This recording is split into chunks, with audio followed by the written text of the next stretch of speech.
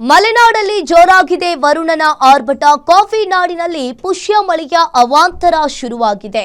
ಶೃಂಗೇರಿ, ಕಳಸ, ಕೊಪ್ಪ ಭಾಗದಲ್ಲಿ ಭಾರೀ ಮಳೆಯ ಅವಾಂತರ ಸೃಷ್ಟಿಯಾಗಿದೆ.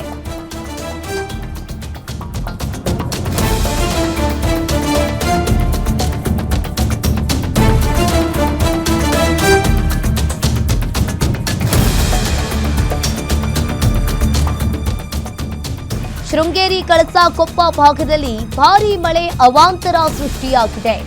ಮಳೆಯ ಆರ್ಭಟಕ್ಕೆ ಶೃಂಗೇರಿಯಲ್ಲಿ ಕುಸಿದ ಗುಡ್ಡ, ವರುಣನ ಆರ್ಭಟಕ್ಕೆ ಬಿರುಕು ಬಿಟ್ಟ ಬಾವಿಯ ದಡ. ಇನ್ನು ಯೋಗನಂದ ಪ್ರದೀಪ್ ಭಟ್ ಅವರ ಮನೆಯ ಹಿಂಭಾಗ ಕುಸಿತವಾಗಿದೆ.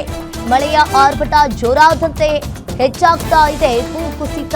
ಇನ್ನು ಶೃಂಗೇರಿ, ಕೊಪ್ಪ ತಾಲೂಕಿನ ಶಾಲೆಗಳಿಗೆ ಈಗಾಗಲೇ ರಜೆ ಘೋಷಣೆಯನ್ನ ನೀಡಲಾಗಿದೆ. ಇನ್ನು ಪುಷ್ಯ ಮಳೆಯ ಅವಾಂತರ ಕಾಫಿ ನಾಡಿನಲ್ಲಿ ಶುರುವಾಗಿದೆ. ಶೃಂಗೇರಿ, ಕಳಸ, ಕೊಪ್ಪ ಭಾಗದಲ್ಲಿ ಭಾರೀ ಮಳೆ ಆಗ್ತಾ ಇರುವುದರಿಂದ ಮಳೆಯ ಆರ್ಭಟಕ್ಕೆ ಶೃಂಗೇರಿಯಲ್ಲಿ ಗುಡ್ಡ ಕುಸಿತ ಆಗಿರುವಂತದ್ದು. ವರುಣನ ಆರ್ಭಟಕ್ಕೆ ಬಿರುಕು ಬಿಟ್ಟ ಮನೆ. ಇನ್ನು ಮಲೆನಾಡಲ್ಲಿ ವರುಣನ ಆರ್ಭಟ ಕೂಡ ಜೋರಾಗಿದೆ. ಅಲ್ಲಿನ ಜನರಿಗೆ ಅವಾಂತರ ಕೂಡ ಸೃಷ್ಟಿಯಾಗಿದೆ ಮಳೆಯಿಂದಾಗಿ. ಇನ್ನು ಒಂದ್ ಕಡೆ ಗೋಡೆ ಕುಸಿತಗೊಂಡಿರುವುದರಿಂದ ಅಲ್ಲಿನ ಜನರಲ್ಲಿ ಆತಂಕ ಈಗ ಸೃಷ್ಟಿಯಾಗಿದೆ. ಇನ್ನು ಶೃಂಗೇರಿ ಭಾಗದ ಜನರಲ್ಲಿ ಈಗಾಗಲೇ ಶಾಲಾ ಕಾಲೇಜುಗಳಿಗೆ ರಜೆ ಕೂಡ ಘೋಷಣೆಯನ್ನ ಮಾಡಿದ್ದಾರೆ.